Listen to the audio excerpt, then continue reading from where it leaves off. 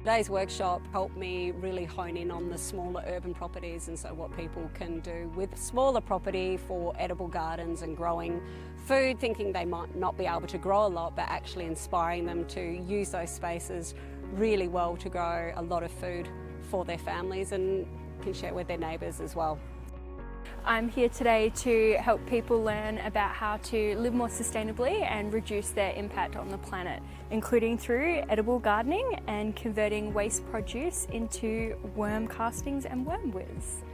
Bringing people together means they realise they're not only one person making a difference, it's a whole community working together to achieve these goals, to be more sustainable, to conserve our native plants and help our native fauna, to reduce emissions, reduce water use, and just generally have a really happy, sustainable, thriving community. It's great to work with Pete to showcase a sustainable home because it isn't only individual actions that can create more sustainable living, but it's also the home itself. If you've got a community who is all focused on sustainability or trying to live some more sustainable lives, working out what that means for each other and sharing that knowledge as well. I work a lot with communities, and I think having a community like Brabham, where it is focused a lot on community connection and